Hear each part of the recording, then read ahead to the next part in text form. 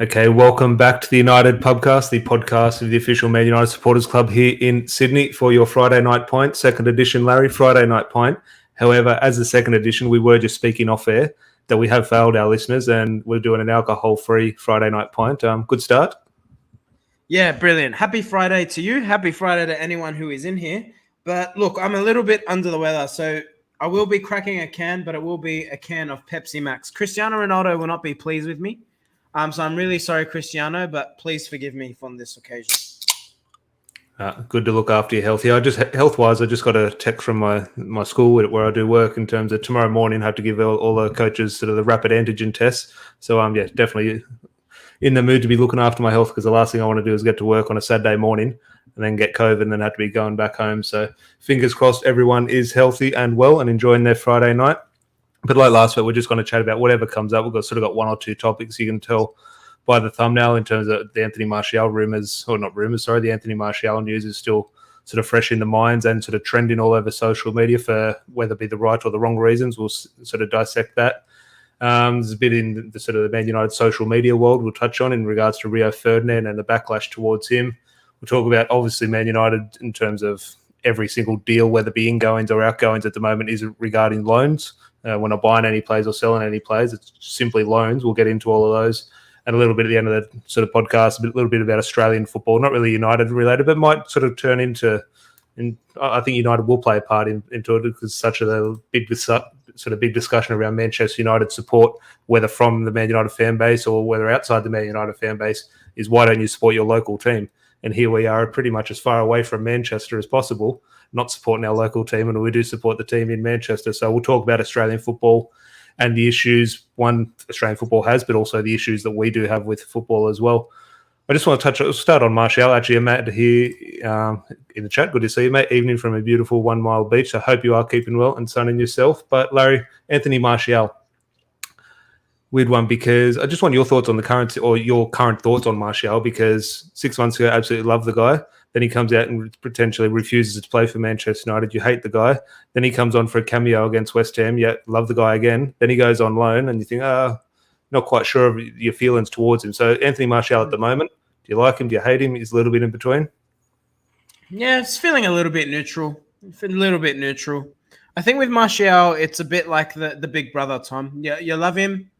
He did something that upset me a little bit, but all being all, I wish him the best. Ultimately, and like you said yesterday with Josh, we have to just hope that he does well. I think that's ultimately, whether you're a fan of him or not, and whether you're critical of him or not, I think everyone has a case for whichever side of the argument you're sitting.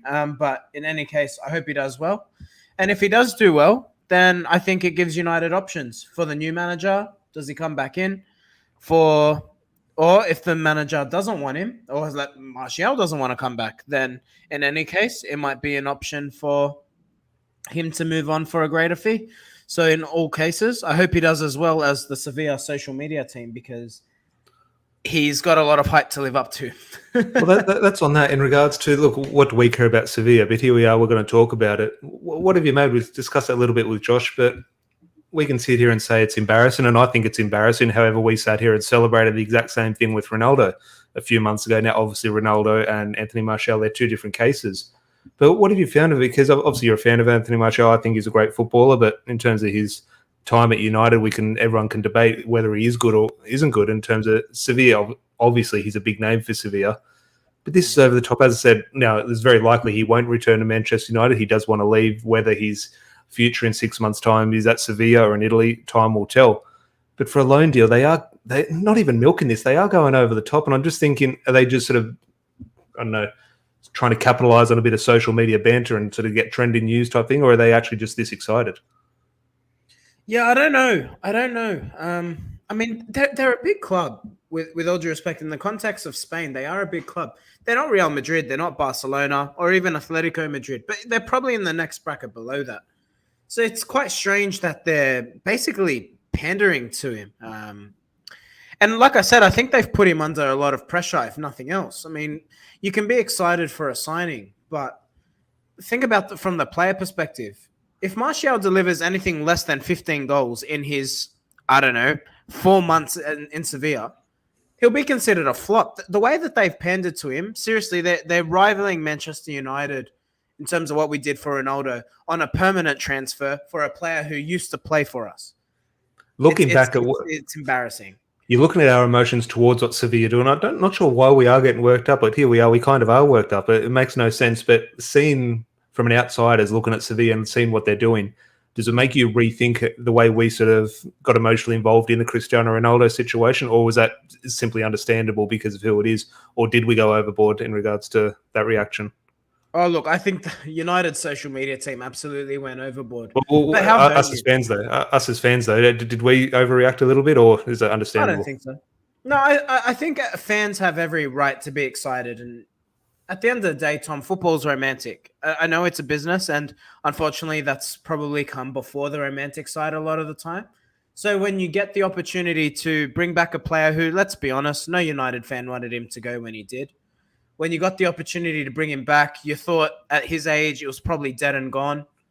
Then he comes back. Look, I think we had every right to be excited. What a player too. I mean, in recent memory, since you've been watching football, has there been another player who's just, I don't know what even the right expression is. There hasn't been a player who's gotten me on the edge of my seat excited the way Cristiano Ronaldo did at Manchester United.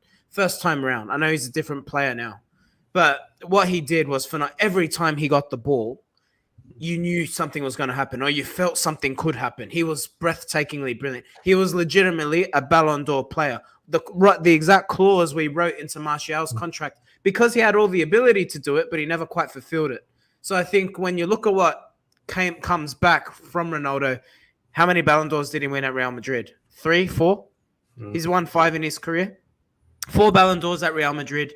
1 at Manchester United. We pandered to him, but he's genuinely, truthfully, the biggest football star on this planet. What's Anthony Martial? With all due respect. I think it's one of those ones, and you talk about, yes, the individual excitement when he got the ball and you thought, okay, he could go past a player, or he could do a step over, he could put in the top corner, and that brings excitement. That's the edge of the seat stuff you were talking about. But I think a more important, well, I guess, yes, it is more important, but the exciting thing for me was when he was on the pitch, you felt we could win a game. Now, obviously, we were a very good team at the time when Ronaldo was around, so we're going to win a lot of games anyway. But even if we were up against now prime Barcelona, which we didn't come up against, obviously we did come up against a very good Barcelona in 2008, but obviously not the 2011 version. But whoever we were playing, if we were playing that 2011 version with Cristiano Ronaldo, a prime Ronaldo in our team, you would have backed us to maybe get something out of it. And that was the allure that he did have. No matter who we played, no matter what the form, if Cristiano Ronaldo was on the pitch, Manchester United had a very good chance of winning. And that is a sign of a very special player, because now you look at, okay, let's take Ronaldo out. He's not the same Ronaldo, but let's say Marcus Rashford or Bruno Fernandez. Yes, they are players who can individually win a game on their own in terms of a moment, but they're not going to fill you with incompetence. If we're absolutely having an absolute nightmare, you're not going, oh, it's okay, Bruno Fernandez is going to win us the game. You're still going to have a lot of hope in Bruno Fernandez doing that. And it's definitely not a criticism of any of those players, but it just goes to show the impact Ronaldo did have, not only on Manchester United, not only on the players around him, but almost more importantly, in regards to getting those results, the impact he had on the opposition. They knew deep down that they were in trouble when Cristiano Ronaldo was on the pitch. Yeah, absolutely. And that's the thing. Cristiano Ronaldo legitimately earned the right to have an aura around him. And I think, when you look at it in the context of Manchester United and social media, look, I thought United's social media team went a bit too heavy. I really did. I know it's Cristiano Ronaldo. I knew it was exciting, but even I was bored of it by day 4. It was done at nauseum. There was literally a tweet every hour. It was a joke. Speak for yourself. I didn't get bored of it. Yeah, well, you're a simple man with simple pleasures, Tom. But the Martial one's strange, isn't it? I mean, firstly, it's a loan. So there's that element that's embarrassing. Then secondly, they get original Ronaldo to do a video for him, telling him how big a club Sevilla is. He didn't even play for them. Like, it's just strange all round. Like, you speak about, we'll move on just because you mentioned the word loan, and it's going to pop up, and it's going to pop up later on in the discussion.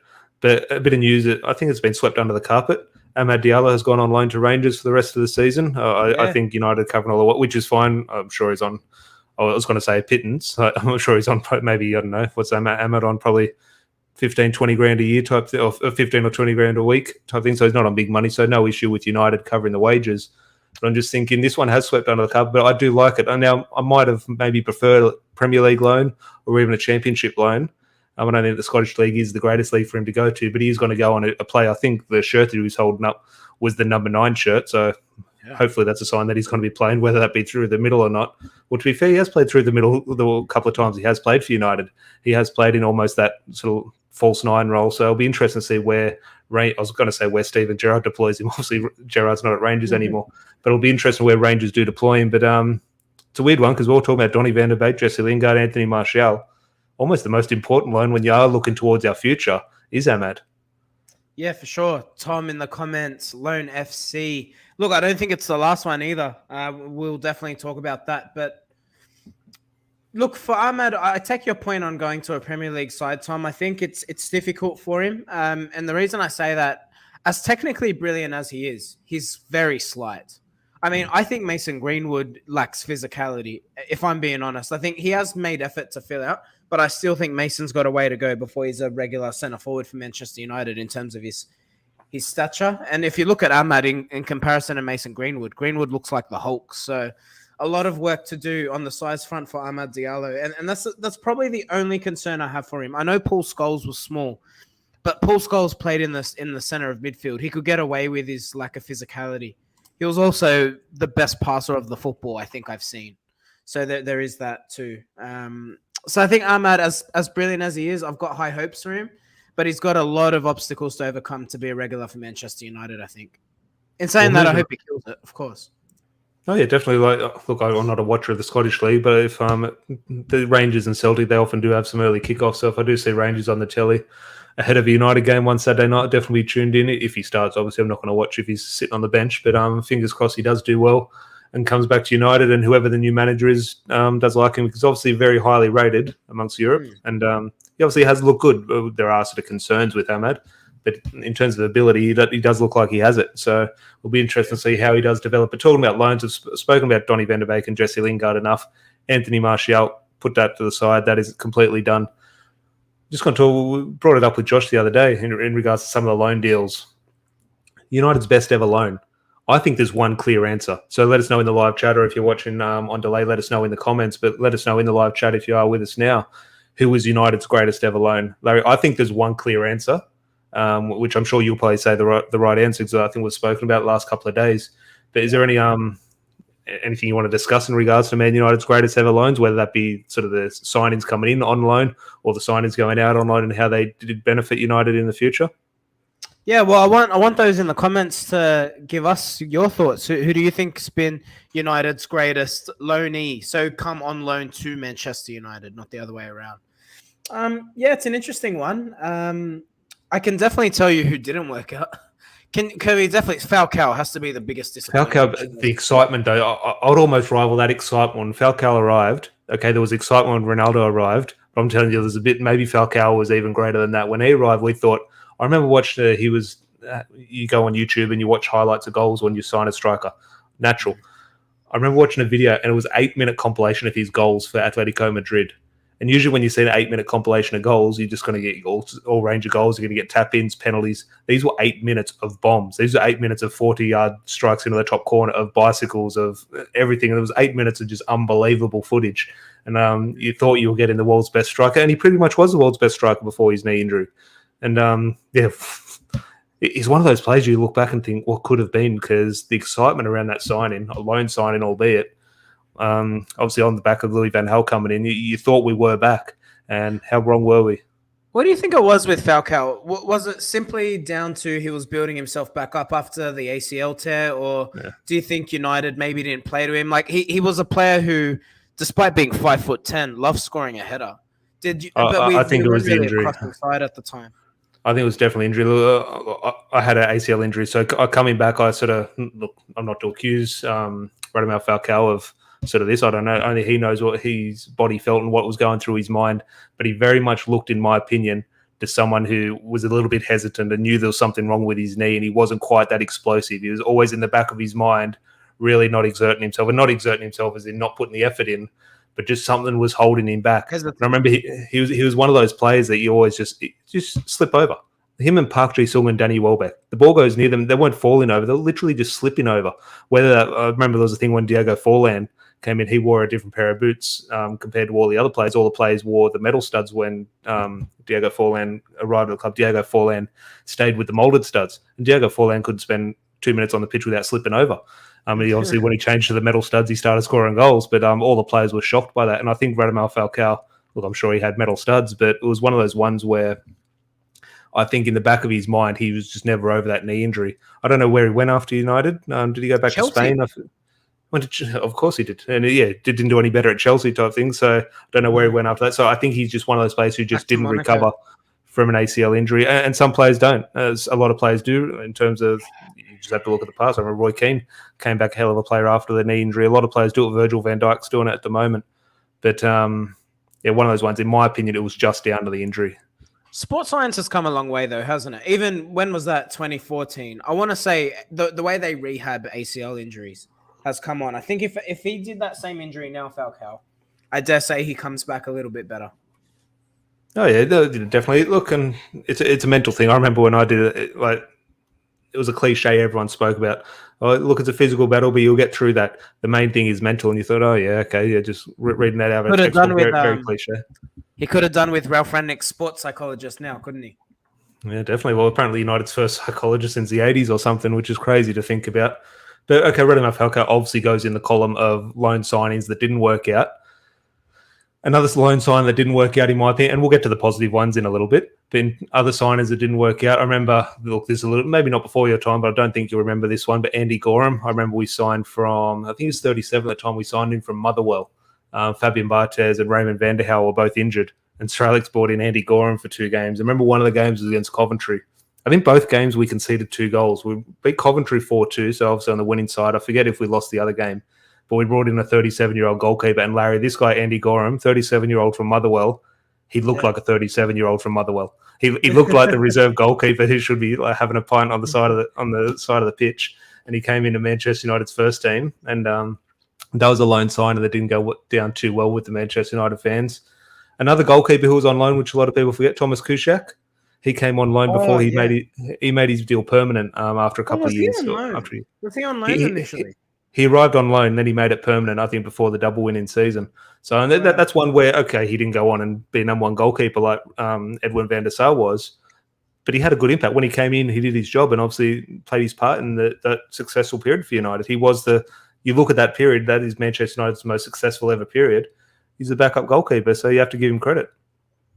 Yeah, wow. Yeah, and he's had a good career. So, clearly not a bad goalkeeper. You mentioned goalkeepers eating pie, and look, I can't help but not want to share this. So I'm just gonna share our screen for a moment. But please let me just. Do you remember this guy? The FA Cup against Arsenal. He got banned. He got fined for that. Do you remember why he got fined? How could you find this handsome, absolute specimen of a bloke? Do you remember why he was fined? Not a clue. He put a bet on. There was a bet. Would he eat a pie on the sideline? Or eat a pie or have a pint or something? And he was obviously in on it because they had pre-match interviews with him because it was Arsenal against, I forget who it was, forget the club. Maybe someone in the live chat can let us know which club he did play for. But there was a lot of chat. He was the main one. He wasn't playing. He was like a reserve goalkeeper / goalkeeping coach. And there was a lot of this banter around, so will he eat a pie or will he have a pint of beer on the sideline? And the game was over, whatever the score was, and it was in injury time. And he just went off. Someone from the crowd leant over, gave him a pie, and he just took one bite and gave it back. But it was down to that betting. I think Paddy Power had money on or something. But it was an interesting one. Cheeky man. Definitely funny. Back to Tom's comment here. I mean, it is sort of on the topic of physicality because if you saw that goalkeeper, good God. I think this is back on the Ahmad discussion. Physicality is the most important trait to have, despite the Premier League being a more physical league. And you refer to Jamie Vardy there. Yeah, but even Vardy, I don't know if the TV does him justice. I think he's fairly solid, Jamie Vardy. Yeah. I don't think he's not sticks and bones. I think there's different versions of physicality. Some people think physicality is in hard in the tackle or size-wise, physical size, up winning headers. Some physicality can be down to pace and power in terms of off-the-ball movement. Yeah. Like Wayne Rooney, obviously he was very powerful, Wayne Rooney, but off the ball, where no one was near him, he was powerful. He did have that physicality off the ball.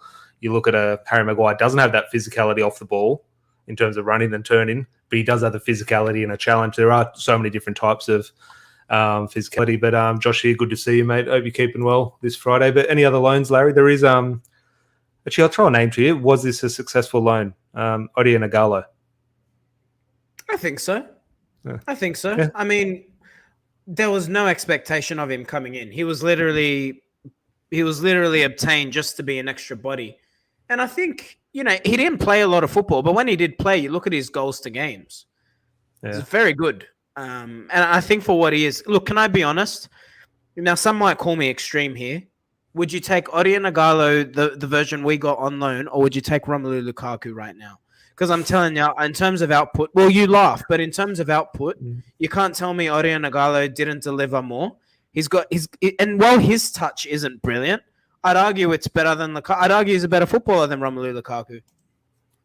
I think I got to the stage where Josh was saying here in regards to the epitome of desire and love the club. And I think what I said a couple of weeks ago when we were in the midst of United sort of poor form, I was saying I'm over at Larry, and I just don't care about United's form or we're going to win anything or anything. I'm just going to enjoy it for what it is and hope we get a cup run. And it's almost along that line of thinking with Lukaku and Igalo. Okay, Lukaku's better. Yes, he is. I understand that in regards to goals and what a team needs. But I've got to the stage now where I'd substitute that if I can get someone who's going to care for the badge and fight for the badge. So, in my opinion, look, if I'm thinking with my head, you'd probably go Romelu Lukaku, no doubt. But my line of thinking at the moment, I'll definitely go Odion Igalo because, as I said, he actually was quite good. It was a shame the circumstance that he came in, but he was surprisingly good in my opinion. Tom here saying Igalo all day, Lukaku overrated. Pretty much along my line of thinking there. But two other strikers go into potentially our best ever loans, Larry. I'll throw you the honours of our most successful loan, in your opinion. I think we have discussed this before, so I'll give you the honours to get the correct answer. Who is Man United's greatest ever signing on loan? It has to be Carlos Tevez. Yeah. It has to be. Irrespective of your thoughts of him. I think when anyone thinks of 07-08, two things will come to your mind. Three things will come to your mind. You'll think of Paul Scholes' goal against Barcelona. You're going to think of Cristiano Ronaldo. But you're also going to think of Rooney, Ronaldo, and Tevez. And the reason Tevez gets thrown into that trio is because he was absolutely brilliant. And, his behavior off the pitch in the years that followed, it is what it is. Look, if I'm being honest, I really don't think... I know that infamous picture of him holding the rest in peace Fergie. I really don't think Tevez meant anything nasty by it. I really don't. But anyway, before we dwell on that, Tevez was absolutely awesome for United. And let's not forget, United did want to make him permanent at the end of the day. Like, he was Tevez wanted to make it permanent. That was the thing. Yeah. Ferguson was the one who was a little bit hesitant. And the more information that comes out, it almost paints Fergie in a bad picture. And Carlos Tevez was almost painted the good guy now. So how do you look back now in terms of the treatment we had towards Carlos Tevez when he did leave, obviously, to Manchester City? Obviously, the banner, one or two words said in the media. How do you look back now, like the best part of a decade later, over a decade later, when we do have more information that has come to light? Are you almost... Because we put him in that worst potential category. We put him there with Paul Ince. We put him there with Di Maria and Sanchez. Are we right to do that? In terms of, for me, I don't like to say it publicly. Here I am on YouTube saying it publicly. I've kind of softened to Carlos Tevez at the moment. I still don't have him in the highest regard, but maybe that hatred isn't quite there. I look back and can just enjoy the good moments he did give us because the more information that does come to light, he did want to stay. I mean, what's a player to do, right? I mean, if you put yourself in his shoes, and that'd be fairly easy. I imagine you're similar shoe sizes, Tom. But if he wanted to come to United, Fergie didn't want it. And then by the time Fergie wanted it, he basically has to make a decision. What's he going to do? He got offered good money to go to a big club that had big ambitions. He was going to play in the Champions League. He was going to be first choice. You can't really have hard feelings. I think if you're in his shoes, you'd probably do the same thing, to be honest. So... good player too. Like we talk about, Josh mentioned earlier with a guy, the epitome of desire. Man, Tevez was a freaking pitbull on the pitch. He was so, like, as a fan, he's so easy to get behind. Him and Rooney, I think if anyone looks at Cavani now, if anyone who didn't witness Carlos Tevez at United, and you're sort of watching Manchester United now, and you do like what Edison Cavani is bringing. Think of what Cavani's prime performance for United. Think Edison Cavani puts in the perfect Cavani performance at the moment for Old Trafford. Triple that, quadruple that, times it by 10. That is what Carlos Tevez did for 90 minutes every single week. You actually look at Carlos Tevez' goal scoring record. He wasn't a great goal scorer. Now, obviously, sort of that was trumped a little bit by the players he did have around him in Wayne Rooney, Cristiano Ronaldo, and even Dimitar Berbatov in the second season. But Carlos Tevez, unbelievable. You look. We talk about work rate and players sort of having a sprint in them here or there. He was just, I don't know what the word is. He was like the Energizer Bunny for 90 minutes. He was just non-stop.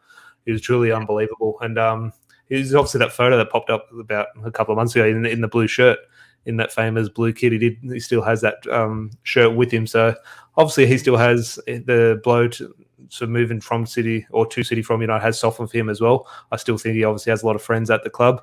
Obviously, we were best friends with Carlos Tevez, with Patrice Evra and Park Ji-sung. So I think Tevez still has a bit of. Isn't that an odd trio? What an odd trio that is. They've spoken about how that communication worked. They all speak 3 different languages, but I think Patrice Evra was the one who sort of was the middleman and was able to translate a little bit. But the only other loan signing I can think of, Larry, he doesn't go in the Carlos Tevez category for me, but just as important in terms of short term, Henrik Larsson on loan in the 06-07 season. Obviously, an important goal in the FA Cup, which we obviously didn't go on to win the FA Cup, an important goal against Villa. But came in and just sort of made a little bit of a difference because that was that season we'd been 3 years without winning a league title. We just needed something to get over the line. And Henrik Larsson, obviously we had Ronaldo and Rooney coming into their prime, but we just needed that experienced head, just someone to help everyone along and get over the line. And Henrik Larsson helped us do that. Yeah, he did. The thing with Larsson too, he was at the end of his career as well. So I think, I obviously social media wasn't around back then, but you could imagine if that signing was announced, that the reaction online would have been like there'd be criticism left, right, and center. So it's kind of like signing a Ronaldo or Cavani. Pretend we got one of those on loan, which Cavani's kind of like a loan. Yeah, it is. But, I think those two players particularly, like I said earlier, I think sports science has come a long way. Nutrition, the level of information that these players get now. I just don't think the information was as accessible back then. Or even if it wasn't probably put under the lights the way they are now. So, the fact he came in at the age he did. How old was he? I want to say he was definitely in his 30s. Oh, yeah, it would have been 34, 35, probably, maybe even later. Maybe someone does know in the live chat or in the comments. Yeah. Please do let us know. Well into his 30s. You just mentioned social media there. And as we said at the start of the podcast, it's Friday Night Pint, so something a little bit different. We'll just have a bit of a casual chat here. We've been going 27 minutes just talking about one or two sort of United-related news, but I was also looking back sort of United's history in regards to loan deals. But in regards to here we are on YouTube, Larry, you mentioned social media. And there is a bit of a storm brewing amongst Manchester United fans on social media, and something I thought would be worth discussing. And please get your thoughts in the live chat or in the comments below, because this one is big in terms of Rio Ferdinand. Obviously has a very famous YouTube channel, I'm sure, which is a good channel. I'm definitely not knocking it. I do tune in and watch some of his stuff. And I do love Rio Ferdinand. I've been fortunate enough to meet him on a few occasions and has always been a lovely guy. I absolutely love Rio Ferdinand to death. He's made a bad decision here, in my opinion, in regards to Manchester United fans. He's let... I'm blocked by the guy, so I don't actually see too many of his tweets now, thank God. But I don't know how to pronounce his name, Saeed, the Teletubby we always look at on Twitter and YouTube. He's let him on his channel. Now, thank God Rio wasn't in the room. But in terms of... That is one of the terms that is being thrown around Man United and social media at the moment, read the room. We talk about the Glazers not being able to read the room, or Man United's PR team not reading the room. Rio Ferdinand hasn't read the Manchester United room by allowing this guy on his YouTube channel, someone who is sort of some of the stuff he said about Ole Gunnar Solskjaer, some of the stuff he said about Scott McTominay, borderline racism. This is a bad move by Rio Ferdinand, and I think he's right to be called out. Tried to organise a failed protest to get the manager sacked. Yeah, or tried to organise that. He tried to hide it as a Glazers out protest, but it was an Ollie out protest. And the first Glazers out protest he went to, do you know what he came dressed as? Well, not dressed as, but he showed up to the Glazers out protest decked in the Megastore gear.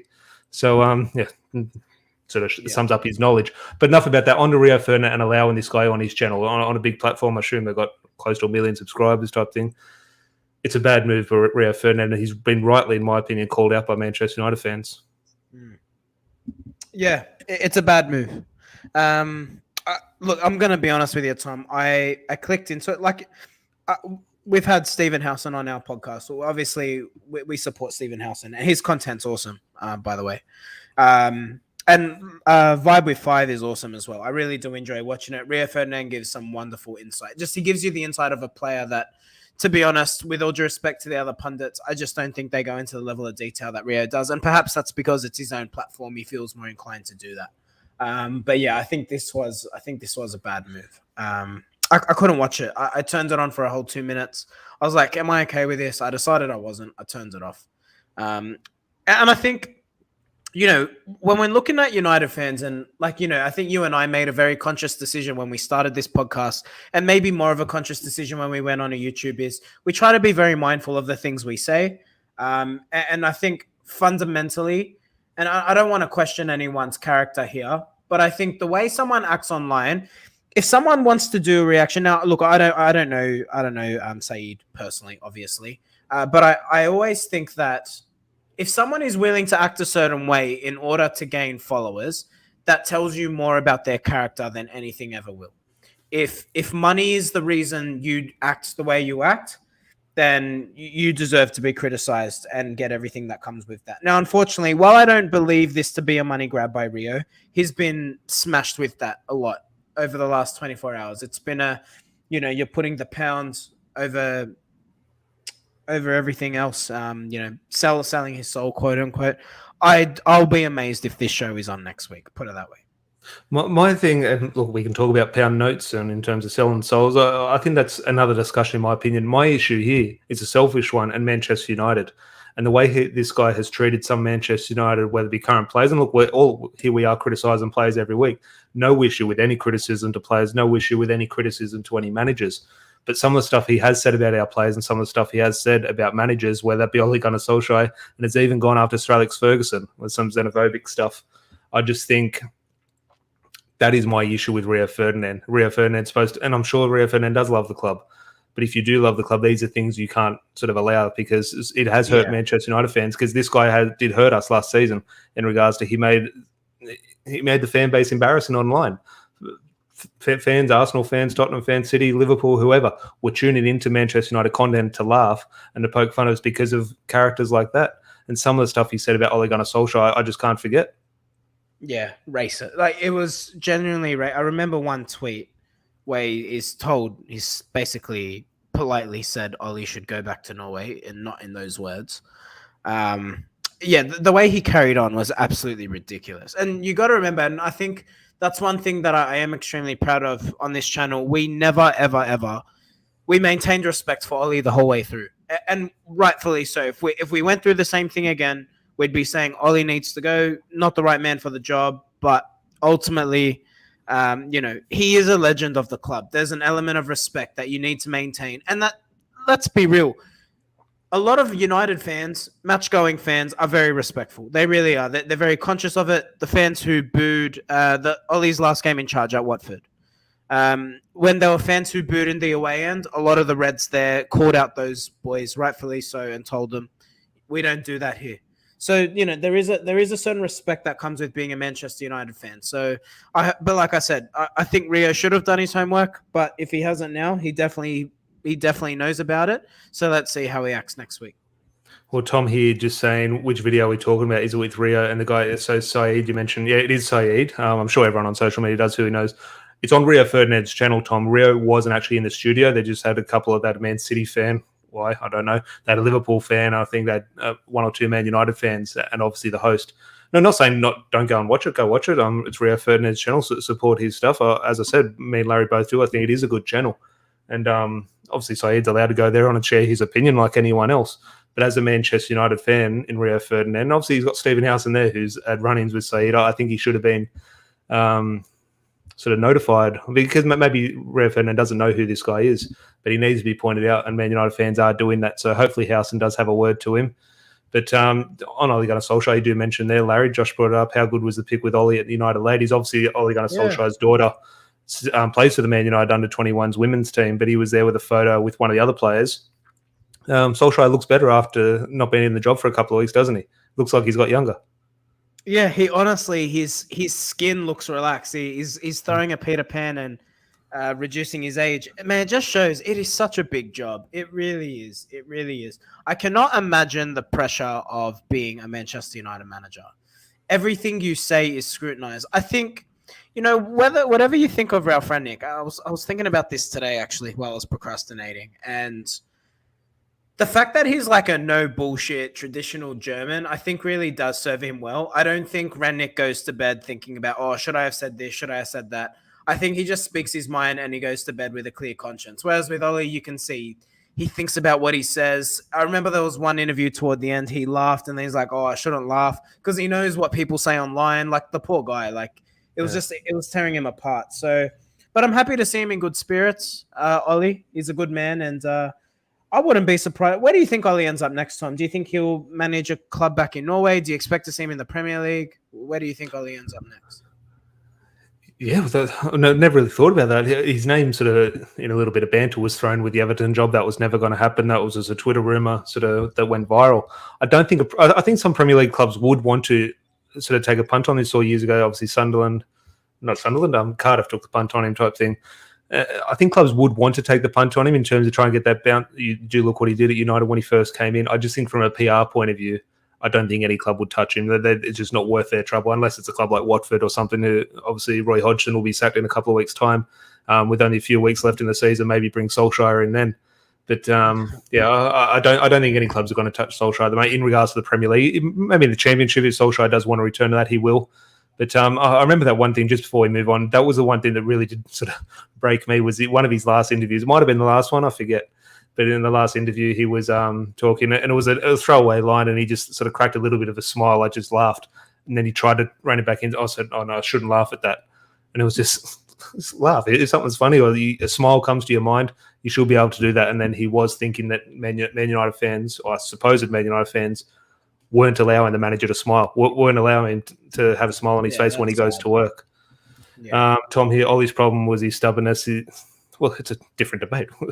We both sat here and agreed Solskjaer needed to go. There was no issue with Solskjaer being sacked. That's another discussion. We're talking about the treatment of Ole Gunnar Solskjaer and the abuse this Saeed guy has given him, both whether it be xenophobic or racial abuse. I thought it was way over. Well, of course it was way over the top, but needs to be called out. And Rio Ferdinand, fingers crossed, doesn't have him on the channel again, because you don't need to be giving people like him a platform like that, because it does influence the Manchester United fan base.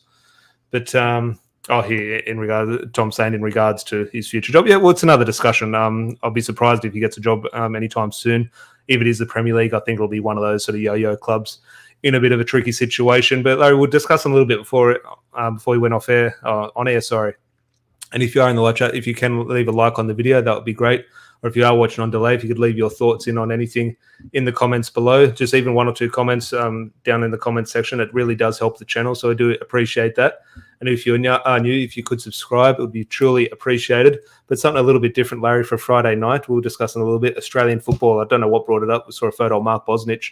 Obviously, Dwight York is in the thumbnail. And how can we relate Manchester United to Australian football? Well, it's a discussion we could have for hours and hours. What's wrong with Australian football? Here we are as Man United fans. Why don't we support our local team? We're supporting the team as far away from Sydney as physically possible. I'm just thinking, I've been called out from Man United fans in Manchester saying why I don't support Sydney FC or Western Sydney, whatever they're called. I find it very hard to get behind Australian football. And I feel bad, in my opinion, I feel bad that I don't support Australian football, but I just can't get around to it. And there are many issues, we'll sort of get into them as we go. But just your thoughts on Australian football. Obviously, the Socceroos did play last night. I assume they won. I did see one goal, but how did they go, the Socceroos? I couldn't tell you. I don't watch it. They were playing Vietnam. I saw the Matildas. They smashed a team the other week. But in regards to Socceroos, I did see them play. Obviously, one of my mates does play for the Socceroos still, so I am keen to see him play. Aaron Moyer used to play with, so we'll get into it. Obviously, Aaron Moyer, in terms of he's one of the best footballers I have played with. Unbelievable footballer. When I did start playing with him, you look at his style now, he's almost that holding midfielder and right-footed. When I used to play with him at the start of his career, he was a left-footed winger. Obviously a very different player, shows how versatile he is and how he did develop his game. But I do look at that, an unbelievable player, Josh saying here, that they beat Vietnam 4-0. What have you made of the Socceroos? By the way. what have you made of the Socceroos in regards to, does their performances or the narrative around the Socceroos, does that impact your thinking of Australian football, or are you looking at Australian football as in the A-League? Just your thoughts on, because the question is what's wrong with Australian football? That's a big question, obviously. But just to massive, get the ball rolling, what is the problem? Oh God, how long do we have? Many things. I think for an everyday fan, for a young kid growing up, I think club football is your bread and butter. I think when you're a young kid, you don't fall in love with your national team. I think that comes with club football. You learn your heroes will be the club you support, and then when you find out they play for Australia, you start watching your country, and I think that's how it generally flows. I think that's where I'd start. I'd say club football in Australia now. There are many issues. So if I don't know if many people know this, and I'm not sure what Tom, you'd actually be good because you played for Sheffield United under 18s. Am I right in saying that? Trained there. Yeah. Well, you could probably highlight what they do in England, but in Australia, if you're going to make it to the A-League, you basically need to come from a wealthy family. That's essentially the top and bottom of it. If you're going to, and you were at Central Coast Mariners for a period as well, weren't you? So you were in the system. If your parents or your family cannot afford, I believe it's once you're playing rep, so once you're out of the divisions, I think it's something like $1,500 to $2,000 a season. That's what it used to be. Yeah, $2,000 minimum. There you go. So I imagine now it's probably closer to the $3,000 mark.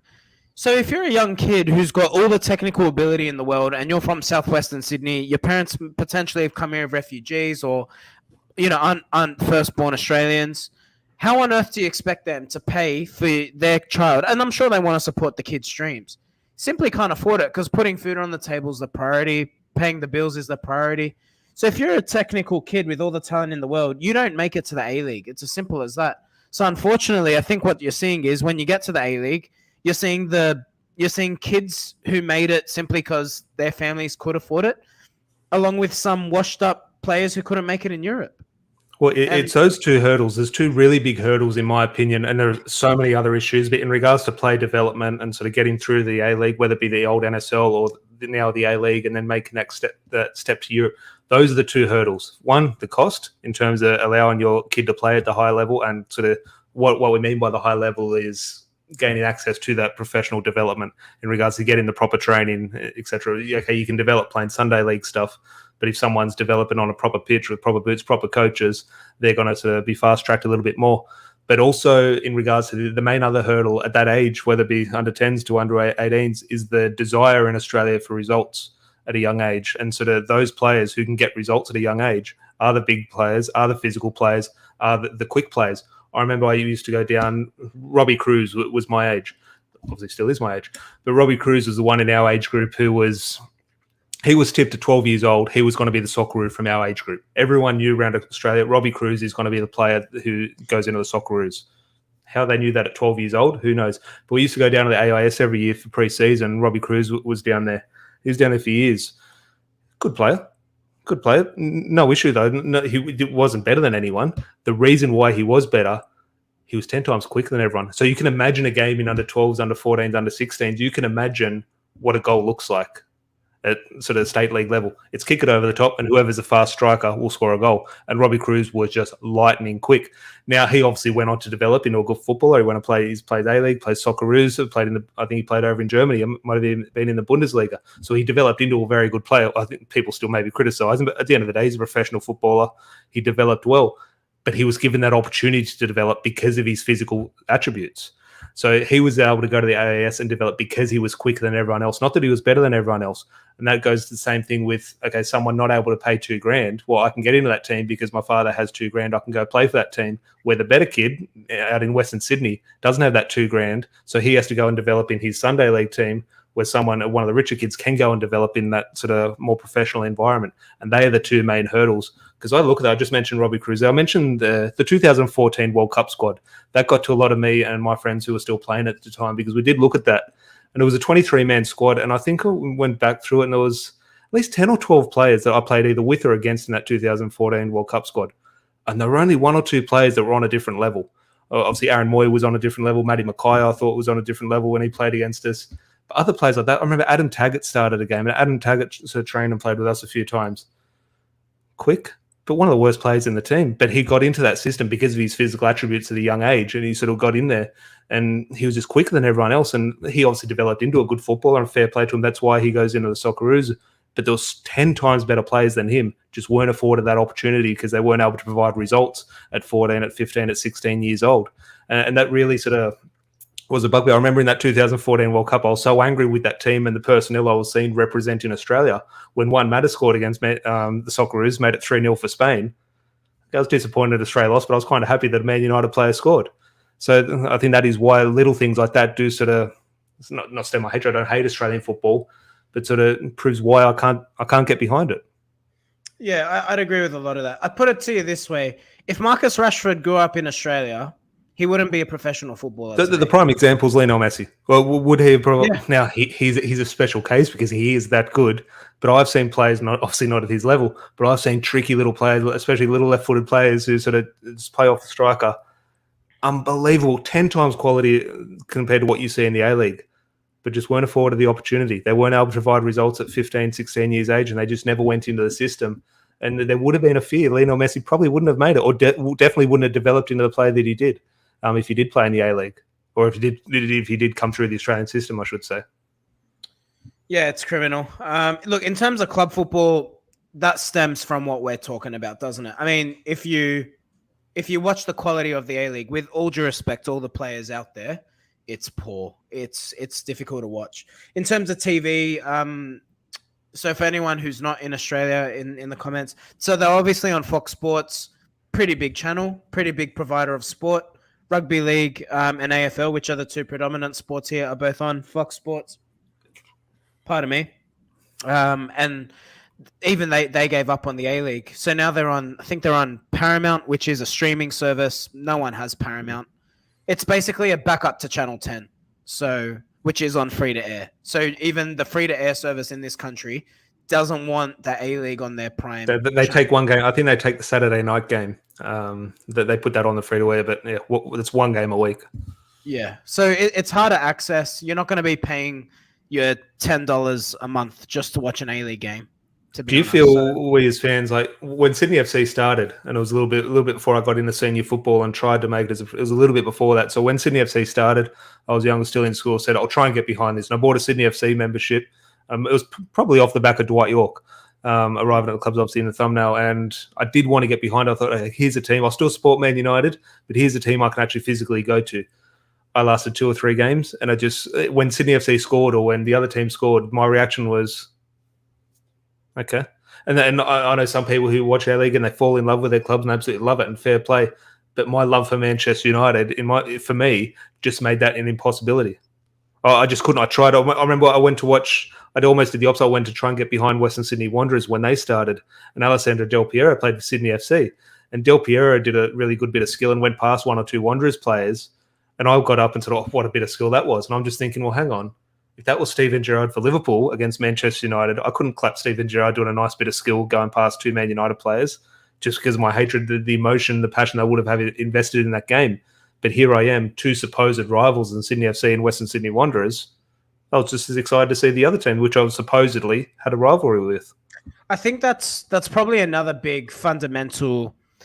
It's a difficult one. I think this franchise model really, because I think that's what you're referring to. Maybe this franchise model that Australian football has tried to go for really hurts because obviously, and that's a whole different debate. The National Premier League here in New South Wales, you've got. In the NPL, you've got some absolutely long-standing football clubs, that has to be said, with ethnic connections. I'm not. Well, that also played its part in stunting some growth of players. I remember I used to go to trials, whether it be Sydney Olympic, Sydney United.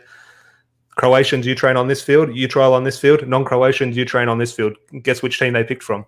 They picked from one field. Type thing. I remember Parramatta, Melita, and Maltese kids over here. Everyone else, you train on this field. There's one field they picked from. So, and look, these clubs do have a huge importance within the game in Australia. But and I think are positive. I think they should still be around and have a sort of a great role to play in the future. But they also, in my opinion, did stunt the growth of many players in Australia. Yeah, that's the thing. I mean, we've just spoken about 3 massive issues in Australian football, and how do you fix all of that? it's very difficult. And I think the franchise model is a difficult one to get behind because, like you said, I think when you just bring a club out of nothing and say, here you go, here's your shiny new toy, go support it, go play with it, that's really difficult. If you look at the history of every single English club, they've been there from day dot. They've come through the football system. Every team in the football pyramid in England, which has flaws itself, if I'm being honest. We see the likes of Bury and Derby and what they're facing. But every club in that football pyramid has the opportunity, in theory, to make it to the Premier League. That doesn't exist here. And I'll tell you what kills me.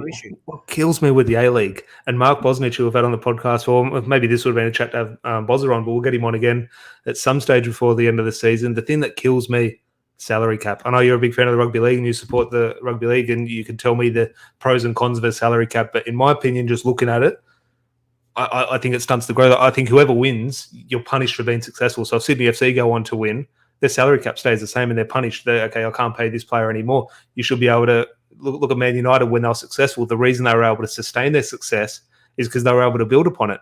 But in a salary cap league, you're really hampered by the rules around you. And I understand why it's in there. It is to protect the clubs from themselves. But ultimately, get the right people in charge of the clubs to make sure they do protect themselves and let clubs grow. I agree with you in theory. I think salary cap works in the NRL basically because in terms of money, in terms of how much all those clubs turn over, it's probably in the thing with rugby league and the AFL is, let's be real. I mean, yeah, it's just in Australia. Correct. That's the issue. So when you're talking about the A-League, like we saw, Fernando Torres was in negotiations with Sydney FC a couple years ago.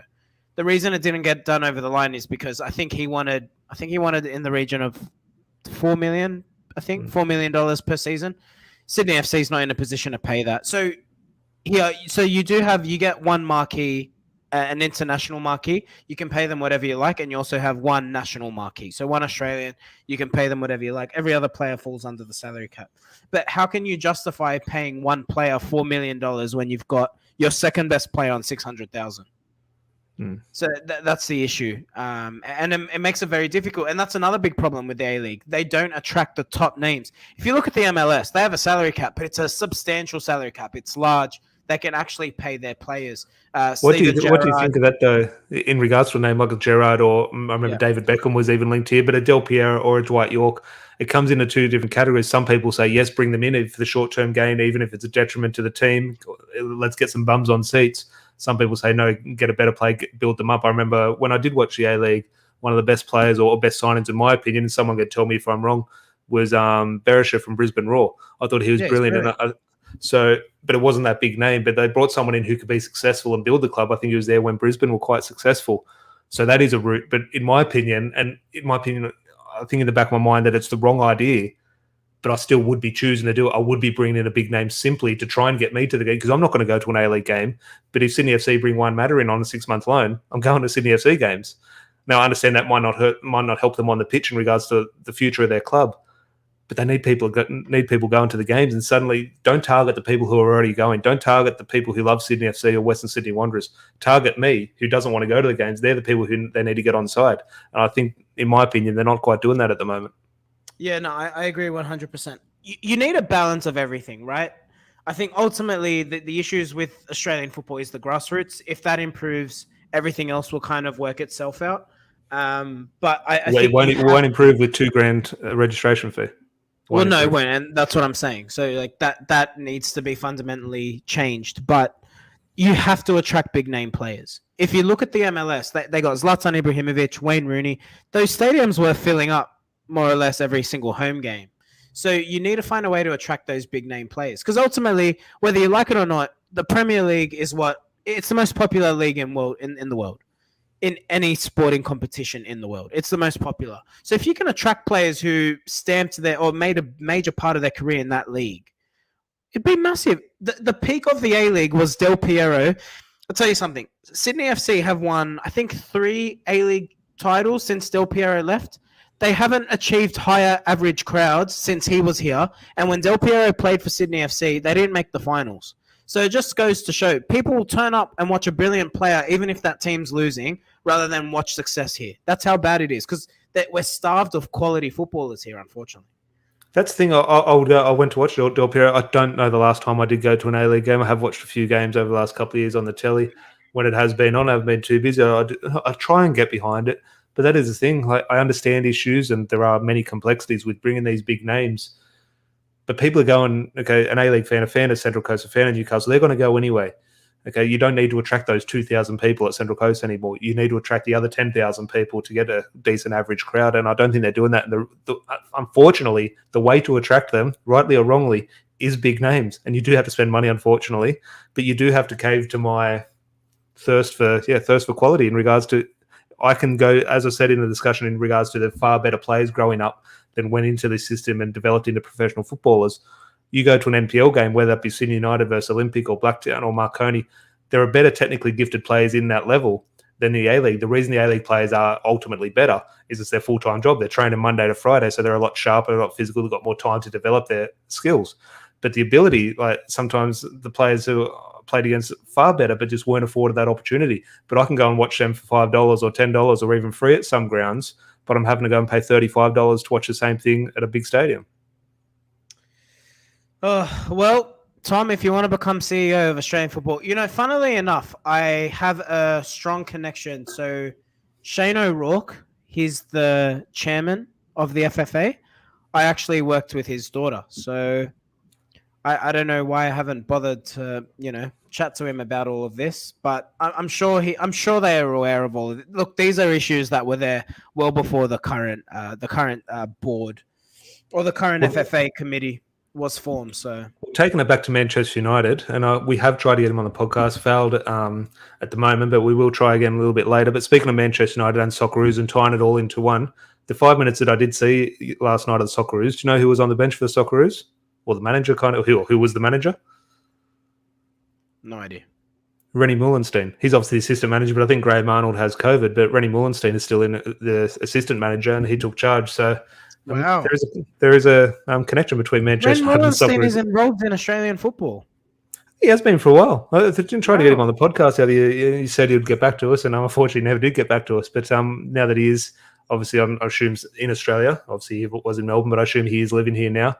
Might sort of test those waters again. But I wouldn't say a fall from grace, but ultimately it is a fall from grace working with Sir Alex Ferguson and winning Champions Leagues to managing the Socceroos against Vietnam. But fair play to him. Hope he does do well. And let's see, World Cup year. Australia going to qualify for the World Cup? I assume we are.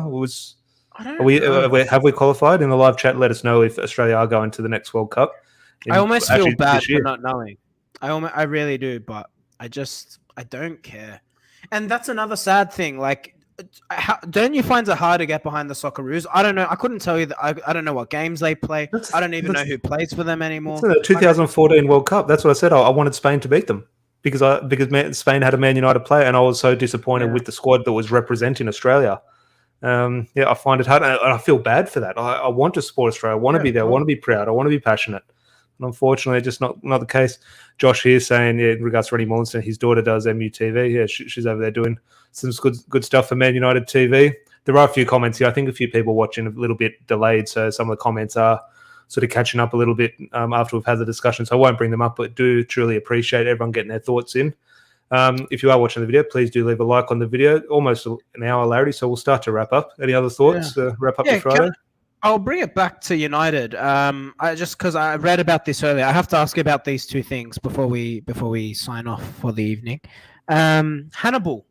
There's a lot of talk and a lot of reports coming out suggesting once he comes back from AFCON, that there's a strong desire to, I guess, embed him into the first team setup. A player who, look, again, if I say YouTube highlights, he's brilliant. I've watched enough of him in the under-23s.